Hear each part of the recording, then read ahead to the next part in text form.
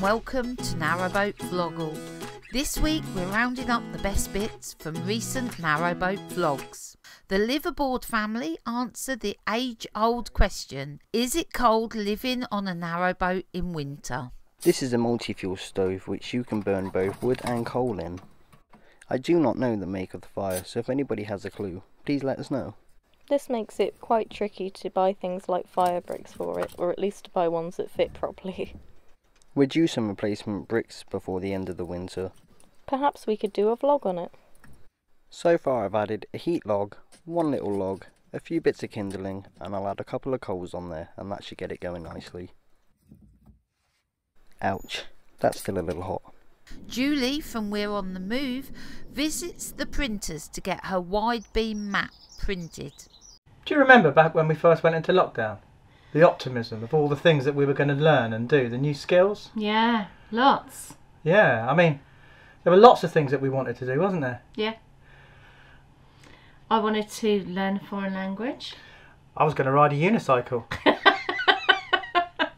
I wanted to reconnect with nature.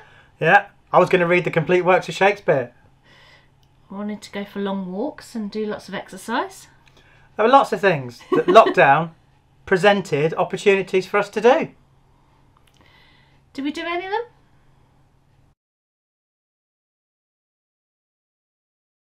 What have you done with our clothes? I burnt them, didn't I? Day 200 of lockdown. Do you remember? Oh yeah. We don't need clothes anymore. We No. can't go outside. No. Good morning, it is Friday. I'm just going to go off to the printers to get the wide beam map scanned. At last, we've had so many problems with this. The last printer did it but didn't do a very good job, so finally found a printer that can do it because it is quite a large map. I'm going to get it scanned today. Finally, at last, I've had the wide beam navigation map printed. And that looks good. So this is one I obviously painted in watercolours, had it printed, and these are now available. Vic and Jo from Holly the cafe boat are escaping the floods while getting to grips with the new addition to their fleet. There's Joanna behind me on zero with the canoe in tow. That's the formation we're holding for the duration of this journey of the Trent and Mersey canal. Now the first bridge, we're at the very beginning of the canal as it comes off the River Trent, which is currently sort of going into flood, and it's that flood that we're kind of escaping. But the real fun will start when we start trading, I think. We're both quite nervous about it. It's not as easy as I thought it would be. Well, there's just a lot to learn. There's a lot about sort of running the business, and then there's of course just like keeping all the stock and things like that. Here we are now, just coming up to the flood locks. So we'll just try and edge through them before they are sure to Indiana Jones style slam shut on us. And that's it, we're through. We're now safely onto the canal proper. And now we can just sit back and enjoy the scenery, I suppose. Colin and Shaun from Foxes Afloat share a novel way of ice breaking. Does the Canal and River Trust have ice breaking boats that break the ice and keep the canals clear?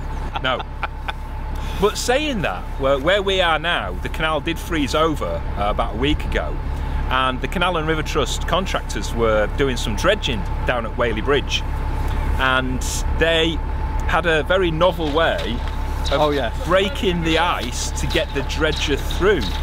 It was like, I'll tell you what it was like the Canal and River Trust 1976 Olympic curling team. It was! with the brooms at the front, wasn't it? Breaking the ice like that. Which is a good idea because it broke the ice into smaller pieces so it didn't damage the other boats. Yeah.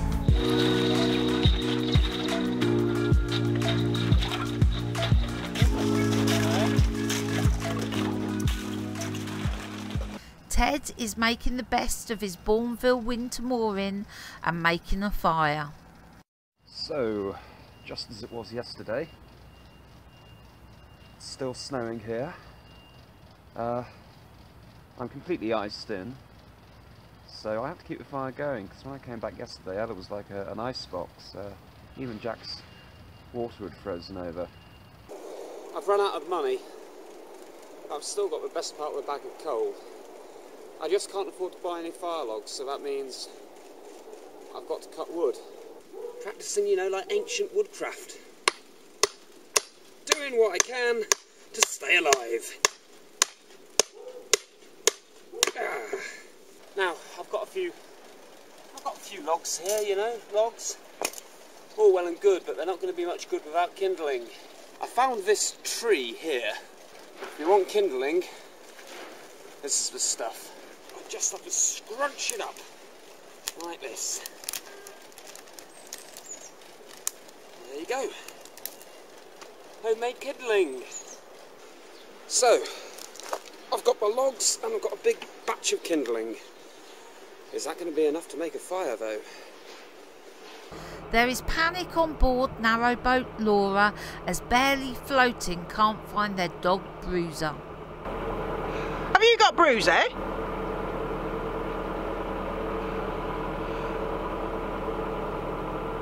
Love, I don't know where he is. Bruiser? Love, I think he's fallen in the canal. Oh no. Crumbs, it's a cliffhanger ending. Did we find Bruiser? Could it be we lost a member of our crew? Will we find out in the next episode? Here's a sneaky peek. John and Tom from Narrowboat Potteries reflect on some of the interesting people they have met while pottering on the canal. We just passed a woman there who's told us that there are a load of people shooting partridges and chucking dogs in the canal. I don't think she really meant that, did she? Well, that's what she said. She's advised us to put Ethel down, not dead, you know, down below. Tell us about the nice lady you just met on the towpath. Oh, right, yeah. We've seen her before around it. She's always hovering with a dog. But anyway, we saw her a couple of years ago. Anyway, she came up to me and said, "Hi, how are you?" I went, "Fine, thank you. You're right." You know, pleasant. And she said, "Will you tell your mother she has my library card and I can't get a book out?" So I didn't want to argue with her because, well, no. Because we've argued with enough people on this. Yeah, I know. So I just kind of went, I'll have a word with her, but yeah. Shelley and Ben from Boatman Benjamin answer questions from viewers. What stars have you come closest to, as in famous people? Well, I met, when I was touring with Mithras, met Napalm Death on the London Underground. That was a bit weird. Go on then, what's yours? Matthew Kelly. My sister won a competition and we went backstage to meet him at a pantomime. Wow. Back in the day when he was all, you know, famous. Okay. Yeah, Matthew Kelly and Linda Lusardi. Oosh. Alan from the cabin cruiser Boating Adventure received a grappling hook for Christmas. He shows how he intends to use it on the boat. So this is the grappling hook. So all you have to do is very quickly unfold it. Now obviously you're going to be doing this at the back of the boat, so there's not a lot of room, but we'll try folding it up and then throwing it. So you put your foot on the hook itself, and then as you loop the rope, give it a little twist so that it makes a hoop shape rather than a figure of 8. There are no trees in this particular part of the garden, but I'm sure the statue of Hestia will make a very good tree to wrap around.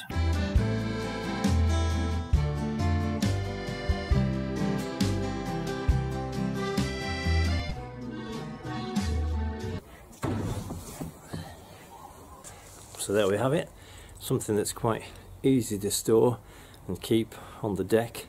And should we need it, it's there to help us pull the boat into the side.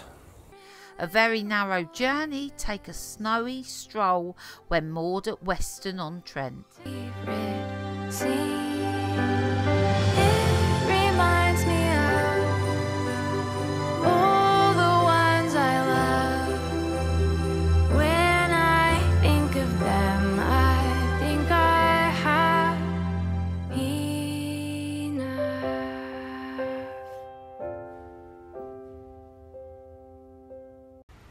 Join us next week for another Narrowboat Vloggl.